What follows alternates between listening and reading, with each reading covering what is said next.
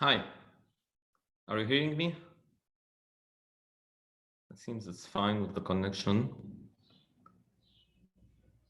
Okay, I'll share my screen.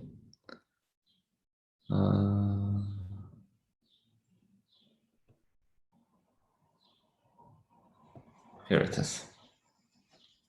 Okay. So you're hearing me? Okay, if there's any problem, please tell me. If there's any problem with the sound, but it seems it's fine. So today's talk, webinar, I said we'll start with we'll speak about the real numbers. The real numbers are the numbers we use usually. Those are like there are of course the natural numbers 0, 1, 2, 3, 4, but also the fractions are real numbers like 1/2 and 2/3, etc. And you have more than that. You have numbers like the square root of 2, the square root of 2, the number pi. All of those are real numbers.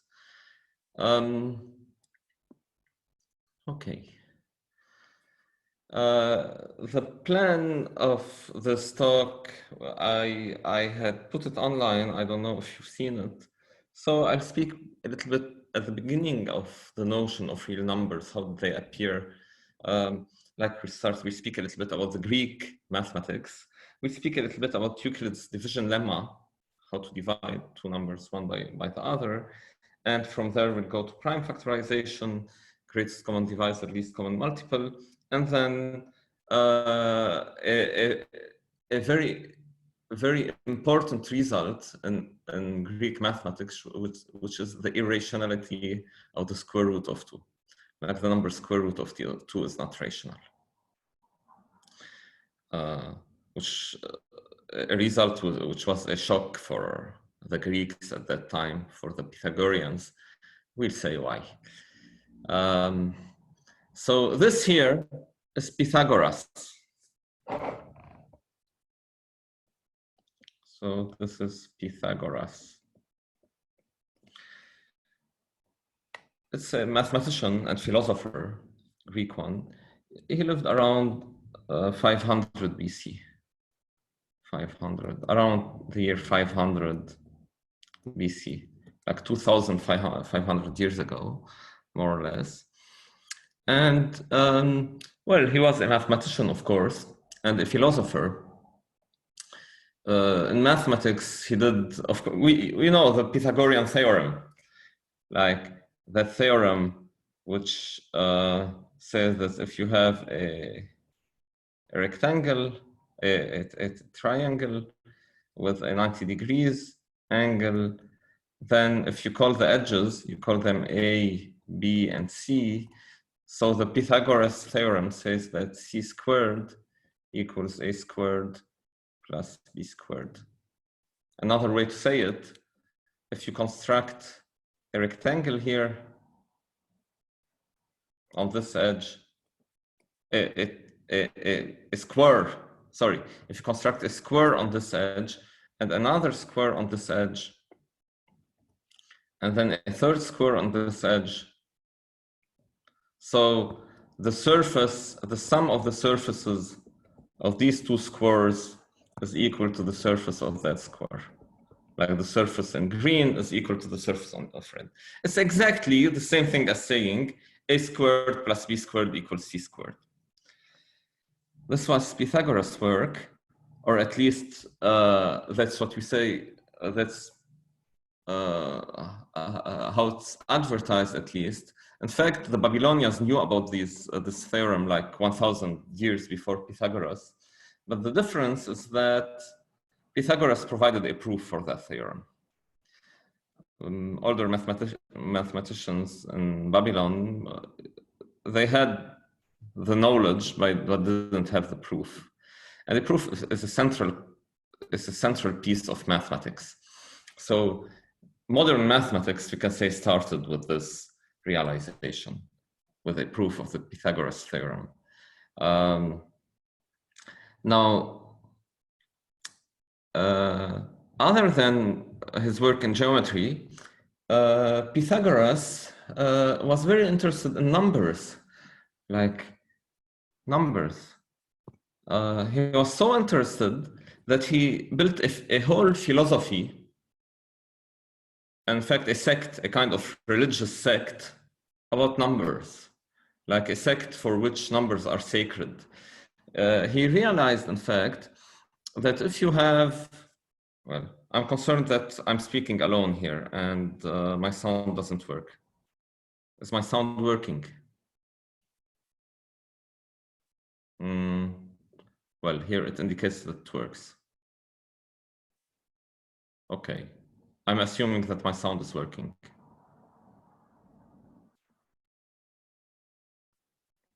Okay. Well. Okay.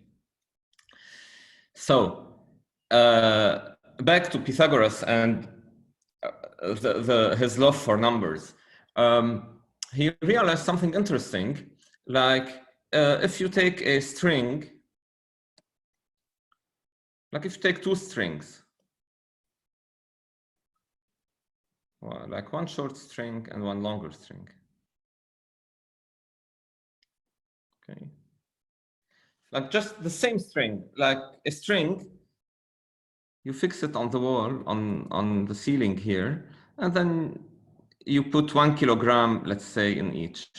1 kilogram, 1 kilogram. You want just the same tension. The two strings be exactly in the same situation. The only difference is just the length.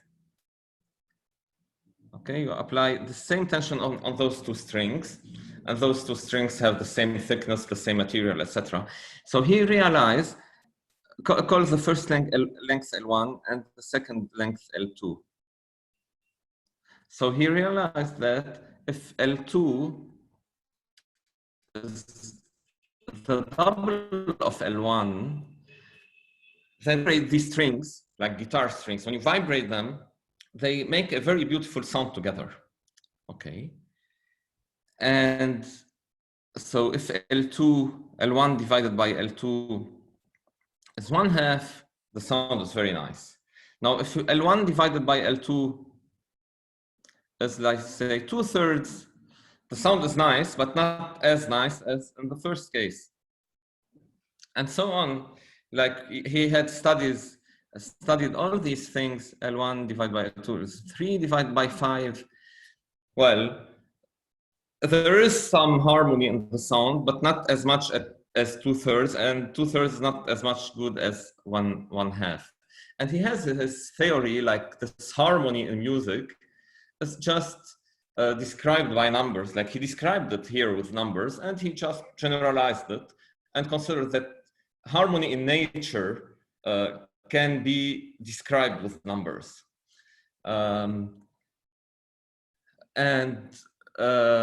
Well, he was probably a very charismatic person, and many people followed him and followed his teachings. It seems that in their, like, small religion worshipping numbers, they were vegetarians. They had many practices, and the problem is that their world was shattered one day when one of those philosophers called Hippasus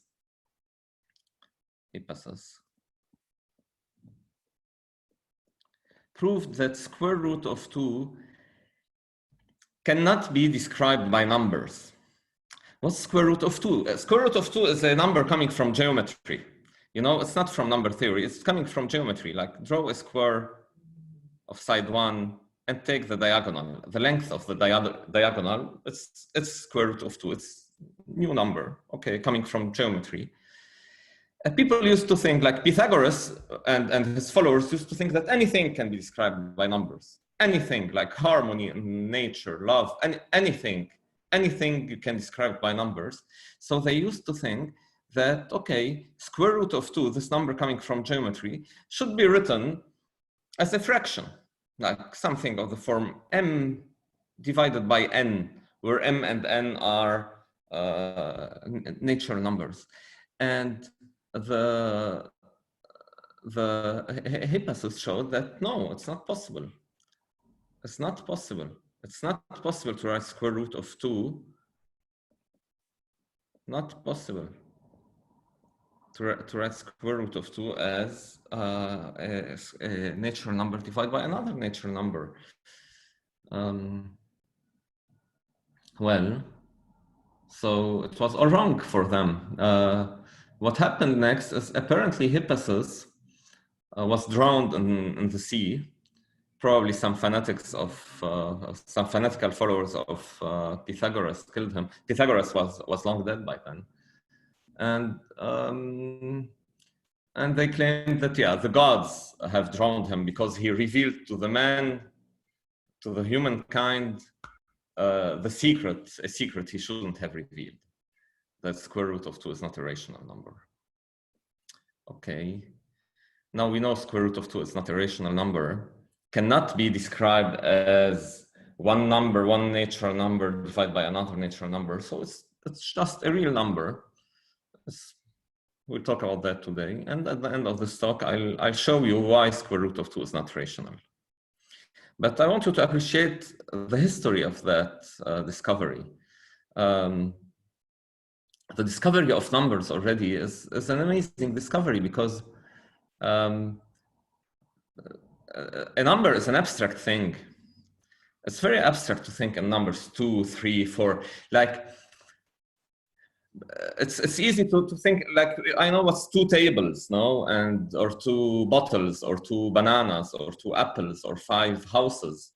We know how to count this way, but just thinking abstractly in 2, it was already a huge revolution of the human mind to just start to think abstractly this way. And the discovery of square root of 2 is a level of abstraction even higher, because it's something you cannot describe as a rational number. You have to describe it as a real number. And the systems of number grow even more. Like you have the complex numbers. You'll see them later, probably in life. So now this is the story of Pythagoras. Now after Pythagoras, like around 300 BC, it was Euclid. Euclid, known for plenty of things. One of the things is Euclidean Algorithm, division lemma, Euclid's division lemma, the elements. Like let's see what he did. Like Euclid's division lemma, Euclidean algorithm.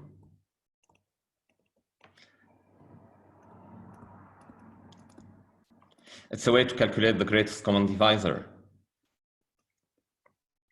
I know if in grade 10 you haven't already seen that, but you'll see it later, perhaps next year probably. Euclid's algorithm is an efficient way to find a greatest common divisor. Is efficient. It means the computer can find it quickly. Your computer, when you tell it to find greatest common divisor of 2 numbers, he'll not do the prime factoring, the one we'll do today. He will do the Euclid's division algorithm because it's much more efficient with very large numbers. He wrote a book called The Elements. It's not a book, it's many books, in fact. It's a huge book. I've seen it once. It's just a huge number of books, like 10, 12 books. The Elements, he describes plenty of things. He goes from geometry, like foundations of geometry,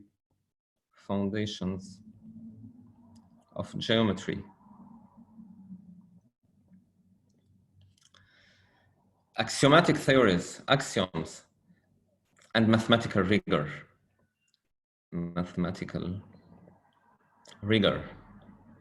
All of that was the work of Euclid. Well, mathematical rigor, like what's the difference between math and physics, let's say, or chemistry, or any other theory? is essentially the idea that in mathematics you have proofs. And other things, you don't have proofs in the real terms. Like in philosophy, for example, you don't have a proof. You'll take course in philosophy. You have arguments. We can argue. You can give your mind. I can give my mind. And we just might never reach to a conclusion.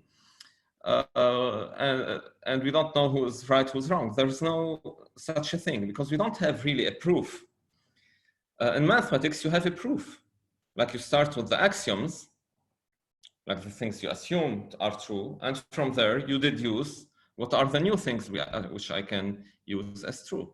So you prove theorems starting from your axioms. And it took the humans a long time to just reach that idea of, I have to make a proof. I must prove that theorem. Because as I said, like the Babylonians already knew about the Pythagorean theorem, but it took 1,000 years to have a proof for that. Like the Babylonians, and perhaps in 1,500 BC already knew about that. But so humans know some results are true because from experience they know it, from intuition. But making a proof is taking it to the next level. And then you have like a very structured theory, very rigorous, like, it's not wrong because you have your proof and you can build upon it. So Euclid, in fact, the funny story about Euclid is it's claimed, in fact, that he lived in Alexandria in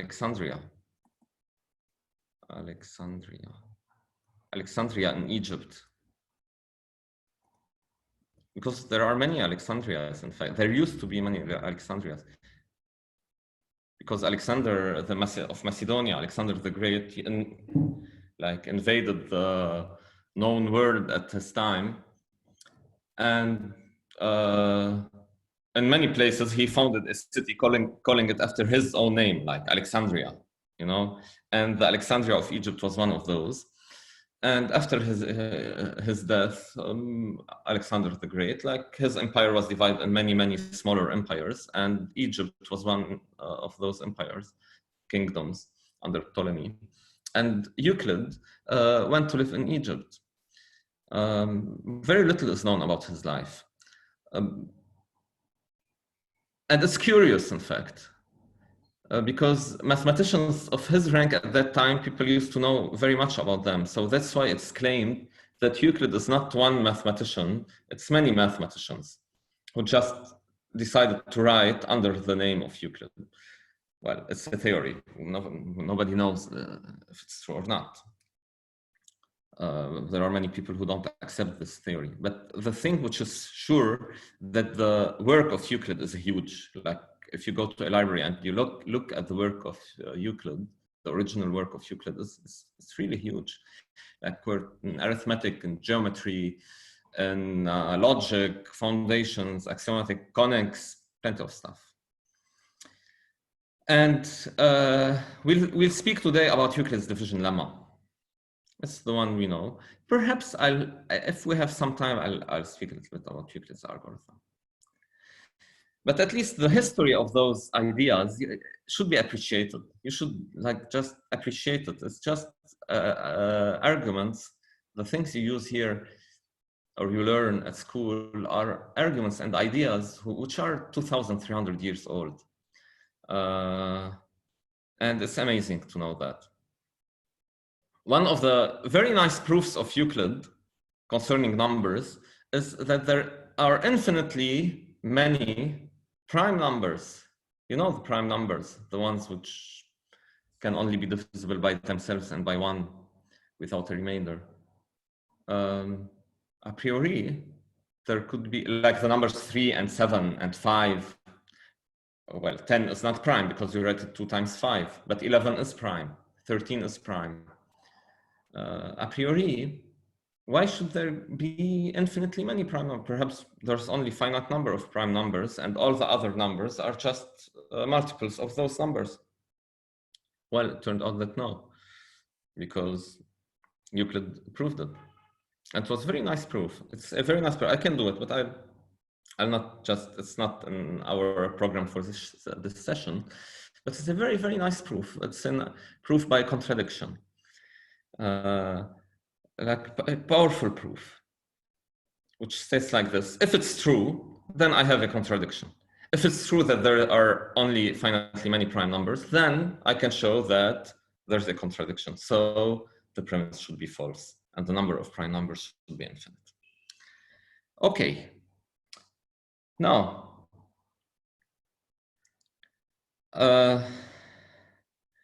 let's talk now about one of the works of Euclid, as we said, the Euclid's division lemma. Euclid's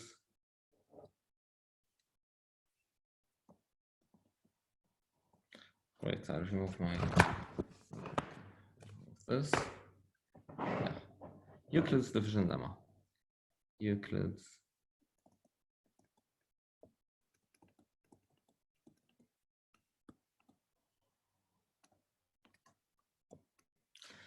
division lemma.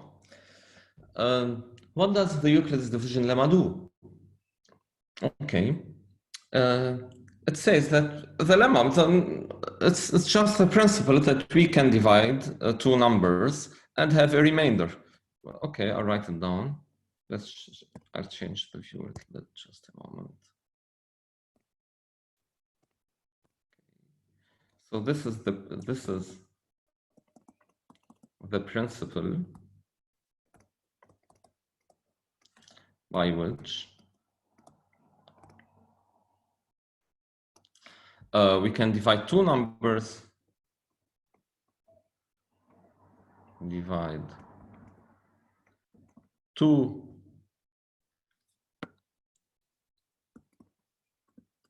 natural numbers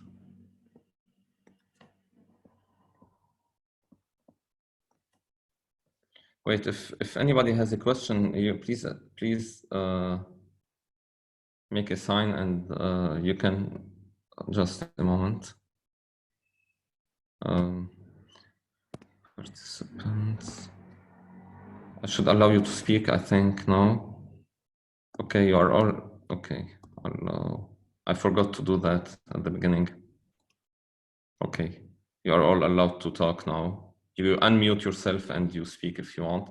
Please, please, if you have any question, please stop me and ask the question. I'll be very happy to answer.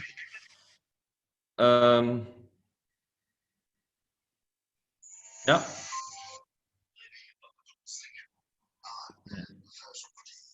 Okay, somebody has unmuted himself without paying attention.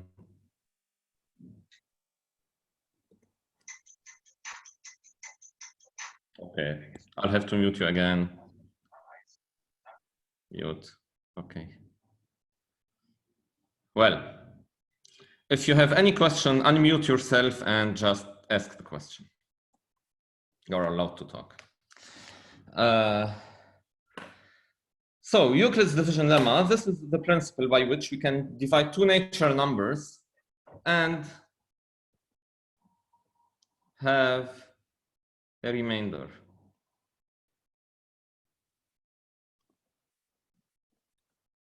Okay, I divide a number by another number and I have a remainder. So yeah,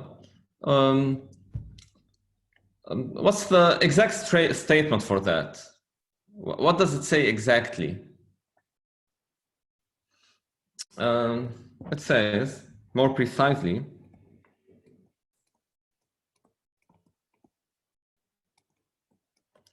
so let M and be two natural numbers. Oh, okay.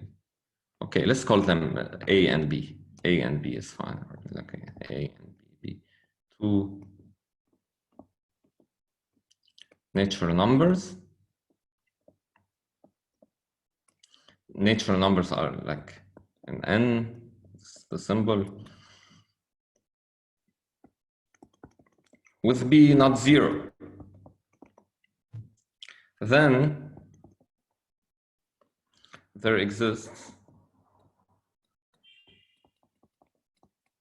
a unique Q and R such that two things happen. A equals B times Q plus R, and okay, there exists a unique Q and R natural numbers as well, like they are positive. And the other thing we want to happen is R is strictly less than the divisor B. Okay, examples.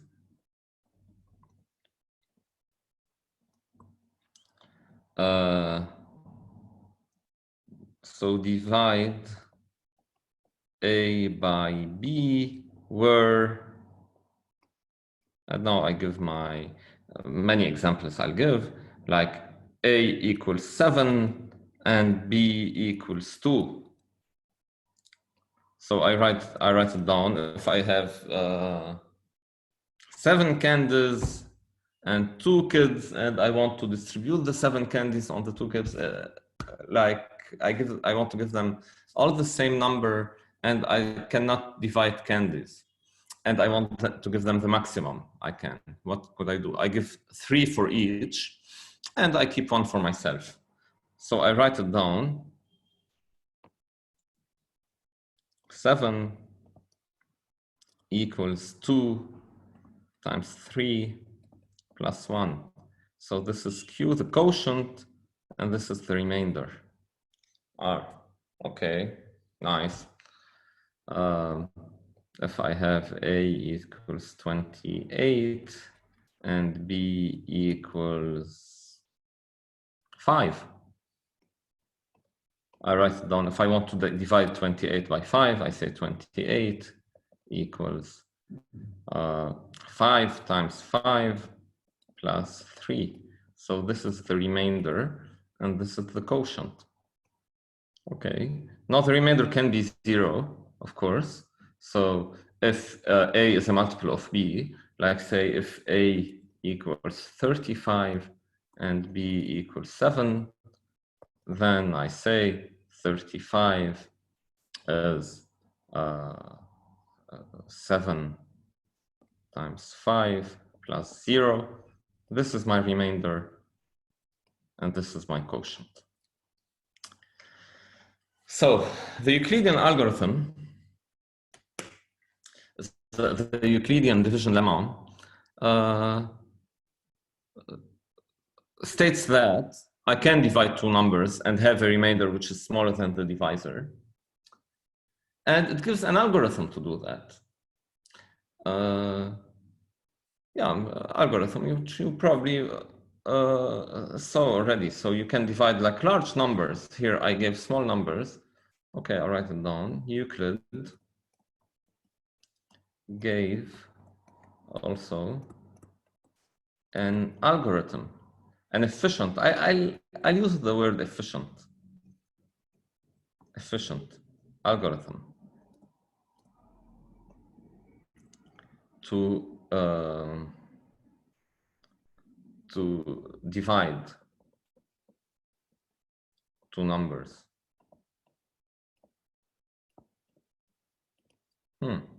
Okay. First of all, what's an algorithm? An algorithm is just a recipe, if you want, a number of steps, a number of very precise steps, which lead you to the answer, which will stop at some point and give you the answer. It's something you can tell your computer to do. Like it's just a computational step algorithm. And an efficient algorithm is an algorithm which works quickly. Like if I tell you to divide, I don't know, 1,235,721 divided by, let's say, 233. You know, large numbers, like the dividend is very large here. How many steps you should do? The dividend is around 1 million, but if you want to apply the algorithm for the division, you don't have to make 1 million steps. You'll have to make 6, 7, or 8 steps, something like that. That's what we call efficient algorithm. Like something which gives you the answer quickly, even for large numbers. An algorithm which would not be efficient is an algorithm which, for finding the answer, you'll have to make here, in this case, around 1 million steps. That would be very inefficient, you know? Okay, so the algorithm, you know how it goes. 7 to 1 divided by 233. You start with this. You write the thing here, like perhaps I write 5, you multiply, you subtract, etc. And it works quite quickly. You just, it's not, I not do this example here because we don't have to lose 5 minutes to do that. But this, I assume you know it. And I assume if you have questions, you'll ask me. So, voila. Now, it's very important to know what Euclid's division algorithm says. Now, the Euclid division's lemma. Now, if I want to speak about the prime factorization,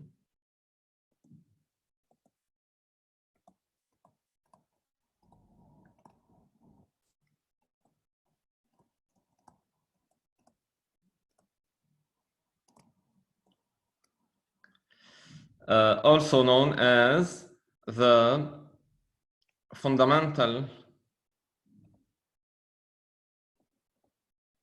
theorem of arithmetic.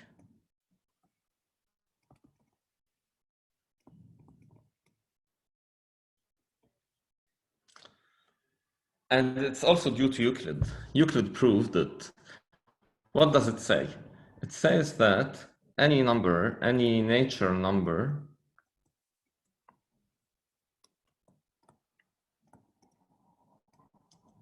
can be written uniquely, okay, uniquely. I write this way because there are things which I can precise here, as a product of prime numbers.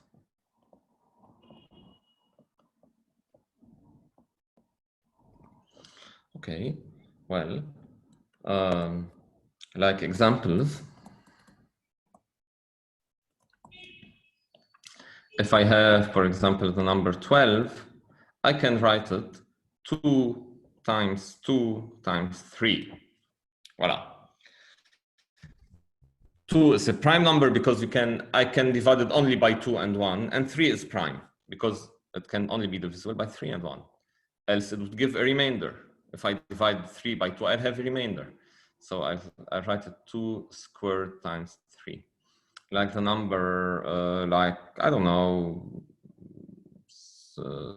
okay, 42. I can write it 7 times 6, which is 7 times, okay, I'll write them from the smallest to the largest, 2 times 3 times 7. 2 times 3 is 6, times 7 is 42, okay? And 7 is prime because I can divide only by 1 and 7. Here I didn't write 6 instead of 2 and 3 exactly because 6 is not prime because I can write it 2 times 3. But 7, I cannot do that for 7. So 7 is prime, 2 is prime, and 3 is prime. Okay. Now, I could have written it also as 3 times 2 times 7. No, I can permute the order in which I have written these prime factors. But that's the only thing I can do. That's why here I have written uniquely just in these parentheses, you know, because it's unique up to the permutation of the prime factors. That's all. You cannot find other prime factors, for example, which constitute the number 42. And this theorem needs a proof, in fact. I mean, how do you know? If I give you a large number, how do you know that I can just always write it as the product of prime numbers? Okay, it was the argument was from Euclid back then, like very impressive. Like, how does the argument go? Well, a way to do that, like justification. Okay, that's fine. We can take 2 minutes to justify this. Justification. Because it's the fundamental theorem of arithmetic, like we can talk about the justification of that. Suppose not.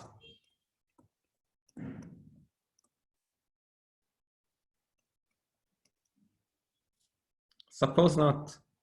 So I have a prime number. So I have prime numbers which cannot be written as product of primes. So we have numbers which cannot be written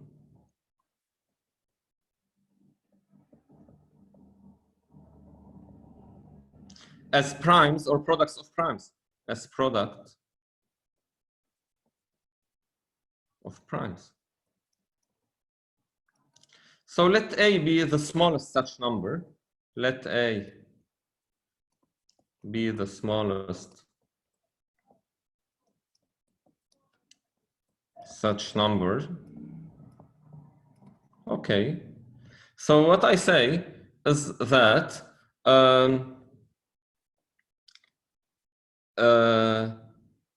if A is divisible by a prime, okay, if A is not divisible by a prime,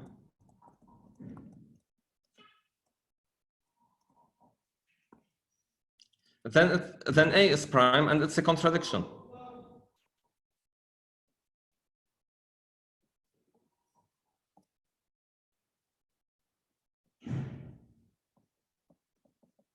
Because I'm assuming that A is not prime. If A itself is prime, like if A is the number 7, I have the prime factorization. It's just 7. There's nothing else.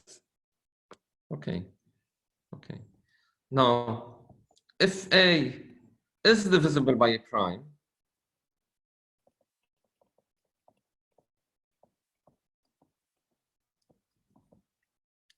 let's call it P, by a prime P, we write A equals A prime times P. Now, A prime is strictly less than A, but A is the smallest one, which is not a product of prime. So A prime is a product of prime. So A prime is a product of primes. So I can write A prime is some P1 prime P1 times prime P2 times Pn. And then I can say A is A prime times P. So it's P1 times P2 times Pn times P. Okay, so I have written A as a product of primes. A is a product of primes. Contradiction. Contradiction. Why? Because the assumption was that A, well, let's go back. Where did we start? We have numbers which cannot be written as products of primes. Let A be the smallest such number. So A is the smallest number which cannot be written as a product of primes. Well, I have written it as a product of primes. So it was an argument of Euclid, and it's not an easy argument. You know, it's if you don't understand it fully, don't be concerned about that. You can of course ask questions about it, but don't be concerned. It's just the idea that I can always find prime factors, and I can always write any number as a product of its prime factors. And this helps me to find the greatest common divisor and least common multiple of numbers. Like application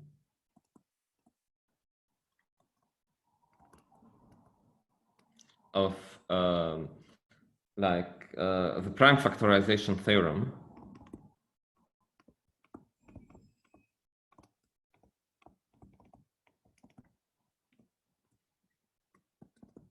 to finding the least common multiple and greatest common divisor. So let's see. Well, I'll check if everything is fine.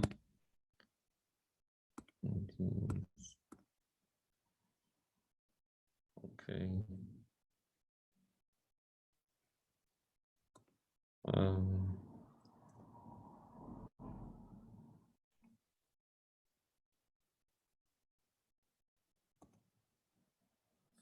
Okay, I think it's fine. I have a small problem here, I see, but it seems it's fine.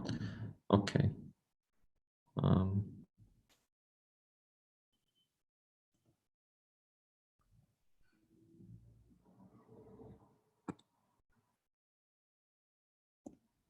Okay. Well, application to this prime factorization theorem, of the prime factorization theorem. So suppose I have two numbers, let's say. I have the number 12, let A equal 12, and B equal, let's say, 20. Find the greatest common divisor of A and B and the least common multiple of A and B. So there's notations here. This is often denoted as A, this symbol, and then B. And this is denoted often by A and this symbol with B. If you've seen this notation, it's fine. It's just the notation people use often in academia and higher classes. Perhaps even in grade 10, I don't know. It depends on the teacher. So one way to do it, it's one way to do it. There are other ways to do it. There's one way using Euclidean algorithm. But one way to do it is to find the common factors. Okay, I'll find the common factors first. 12, I start by writing 12 as, let's see, by what can I divide 12? I divide by 2, so it's divisible with 0 remainder. And what I get is 6, and 6 when I can divide by 2 and have a quotient of 3, and 3 is already prime. I divide by 3 and I get 1. And here I stop because I got to this one here, and I can write 12 is equal to like 2 times 2 times 3, the things which appear here to the right. 2 times 2 times 3, so I write it down, 2 squared times 3. Okay, fine. I found the prime factors of 12. I've written it as product of 3 primes. 2, the first prime, the second prime is 2, the third prime is 3. Great. Repeat the same operation for 20. So I write down 20 as, what's the smallest prime number I can divide 20 with, which is divisible by 20? I'll start by 2. It's an even number I can divide by 2. 20 divided by 2 is 10. Of course, the remainder is 0. And 10 I can again divide by 2. And I get 5 with a remainder of 0, of course. And then the 5 itself is a prime number. 5 cannot be divisible neither by 2, nor 3, nor 4. Like nothing less than 5 divides 5, except 1. So I have the right to write 5 to the right.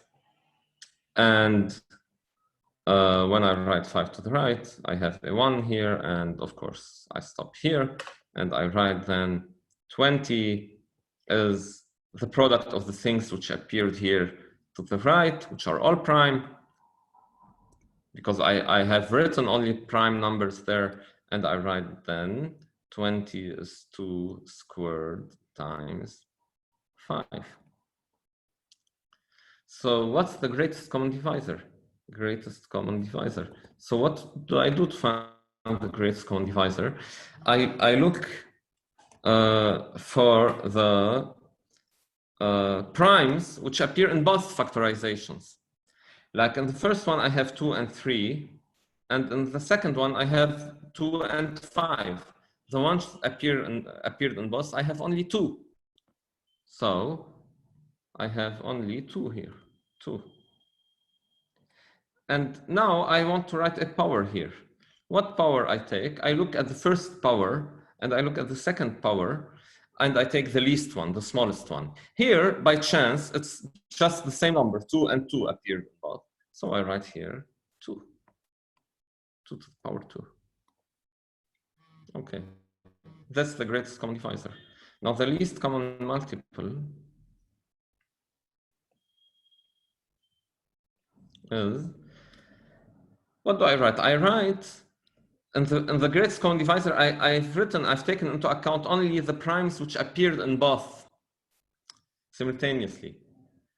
For the least common multiple, I take the primes, I take all the primes which appear on either side. So the primes which appeared here or here are 2, 3, and 5.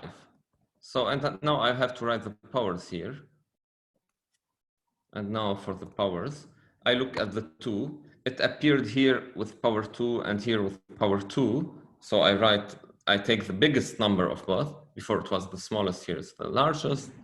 2, 3, here appears to the power 1.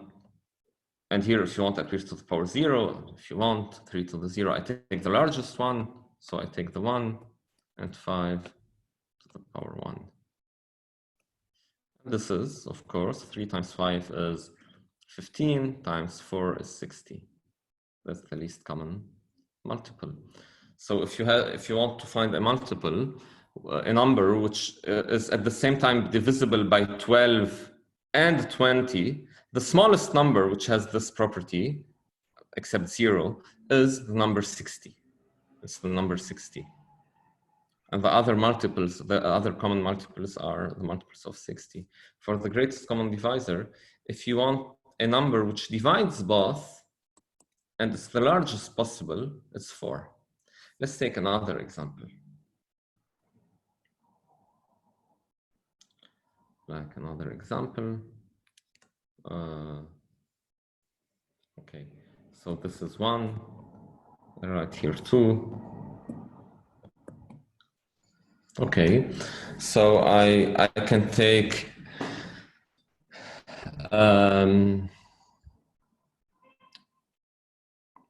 24. Okay, A equals 24, and B, well, I will take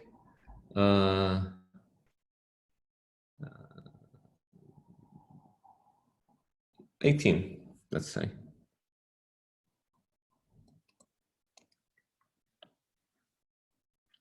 Okay. Now, okay, I can take something else than 18. I would have to take 3, 5 times 18. I can take 90, let's say. Let's take 90, that's fine. Okay. Okay, so let's make our division. So for 24, I divided by 2, I get 12. By 2, I get 6. By 2, I get 3. By 3, I get 1. Remember, I have to write here only prime numbers. Like 2 and 3 are prime, that's fine. So I write down 24 is 2 to the power 3 times 3 to the power 1. Now 90, I do the same thing for 90. When I divide by 2, I get 45. Now 45, I can divide it, for example, by, I see immediately it's divisible by 5. That's fine. I divide by 5. And I get 9. No? 5 times 9 is 45. And 9, I can divide by 3 to get 3. And by 3, I get 1. And I write then B, or 90, is 2 to the power 1 times 3 to the power 2 times 5 to the power 1. Okay. Now, the greatest common divisor. Well, of course, I have to tell you, I mean, here, if you make the multiplication or here, you get, of course, the number. If you make the multiplication here, you get 90, and here you get 24. But we know that. I mean, we can always check it just to see that we don't make an error in the calculation, but that's the idea. That's what we are doing. We are writing 24 as a product of prime numbers. So it's normal to get the answer. So greatest common divisor of 24 and 90. Okay, what is it? What can I do? Well, first of all, I look at the prime factors which appeared in both, and here and here. So the ones which appeared in both are 2 and 3, because the 5 which appeared to the right didn't appear to the left. So it must be of the form 2 to the power something times 3 to the power some other thing. Now, what should I write in the exponents? And that of 2, well, I look here. And the first number, the exponent is 3, and the second, the exponent is 1. So I take the smallest one. For the 3, for the first one appeared with exponent 1, and the second appeared in 2. So I take the smallest one, which is 1. And the answer is 6. The greatest common divisor of 24 and 90 is 6. Any number greater than 6 cannot divide both of them without a remainder. Cannot do so. Okay. Now, least common multiple of 24 and 90. What is it? Okay. It's also something of the form 2 to the power something times. Okay. Here, I don't take the prime factors which appeared simultaneously in both. I take the prime factors which appeared in either one. Like the prime factors which I have are 2, 3, and 5. So it should be 2 to the power something times 3 to the power something times 5 to the power something. And now for the exponent, above for the greatest common divisor, you take the smallest one. Here you take the largest one. It's a little bit perhaps counterintuitive. Like the greatest common divisor, you take the smallest, and the least common, you take the largest exponent. Yeah, okay. So 2 to the power what? In the first one, 2 appeared to the power 3, and in the second one to the power 1. So I take the largest one, which is 3. And I write here 2 to the power 3. For the 3, in the first one, it appeared with power 1. The second one, which appeared with the power 2, I take it to the power 2.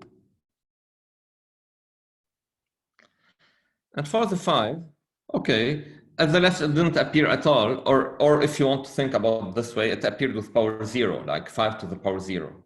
Okay, it didn't appear. To the right, it appeared with power 1, so I have only the choice to the right. I take 5 to the power 1. Okay, and this is the least common multiple. And of course, you can make the calculation, which is, I don't know, 945 times 8. Okay, which is, how much is that? 360 perhaps? 8 times 5. 40, 0, 4, 8, 32, 36, yeah. This is the least common multiple of the, if you want to find a number which divides both without a remainder, well, the least one is 0, is always 0, but the next one after 0 is 360. 360 divided by 90, it's divisible without a remainder, and divided by 24 is divisible without a remainder. Now, square root of 2 is not a rational number. So this is the constatation, the thing that shattered the philosophy of the Pythagorean school. It was a big thing at that time.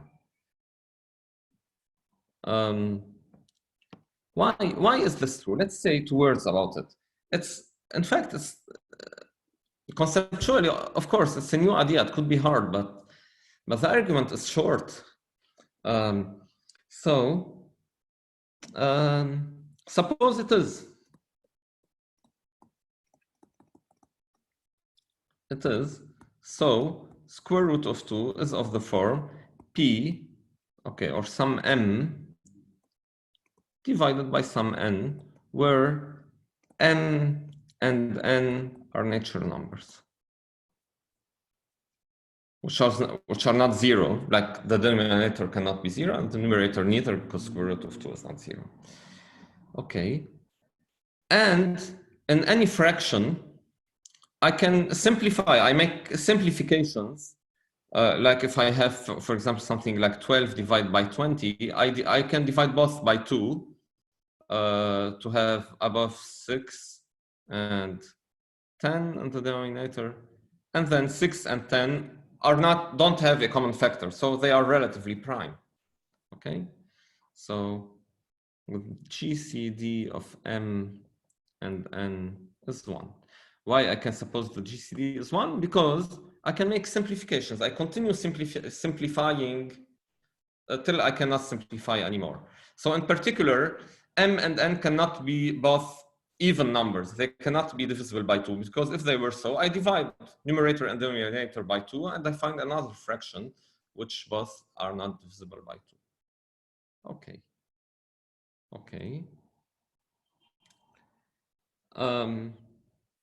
So this thing, I call it an irreducible fraction. Irreducible. It means that m and n are relatively prime, or the greatest common divisor is 1. It's just the same thing. Irreducible fraction. I cannot reduce it anymore. Okay, so when I square it, I get that 2 is m squared divided by n squared. What are we doing here? We want to show that square root of 2 is not of this form. I suppose it of this form, so I'll have a contradiction. So I'm saying if it is of this form, there's a huge problem, a contradiction in logic and mathematics, so it cannot be the case that it is of this form. That's the proof by a contradiction. So I take this assumption, I square it, I get this. So I get 2n squared equals m squared. Okay. And now I say the following thing. Okay, m squared is of the form 2 times something. So it's an even number. Is even. So m itself is even. M is even. Because if m were not even, like if m is an odd number, squared, it will remain an odd number. No? Okay. If m is even, so m is of the form 2 times whatever, q. And I write 2n squared equals m squared equals 2 times q squared. And 2 times q squared is 4 times q squared. Okay? And now I simplify and I get n squared is 2q squared. And 2 divides n squared. Wow. 2 divided n squared.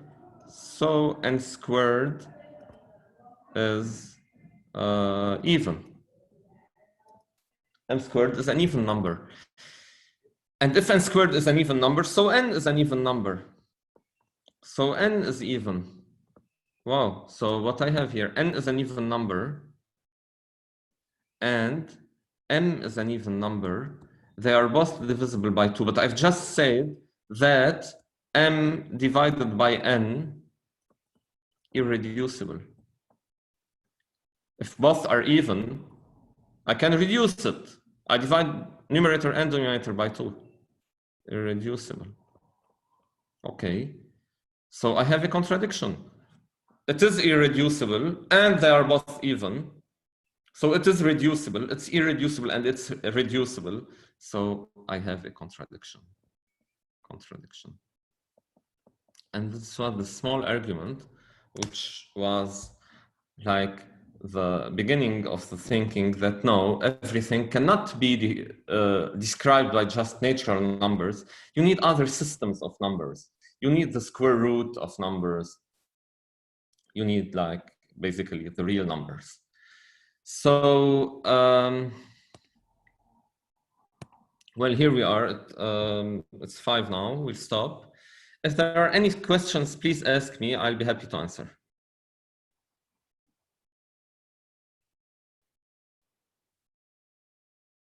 Okay, then. So I wish you a good afternoon, good evening, and perhaps see you on the next webinar. Ciao. Bye.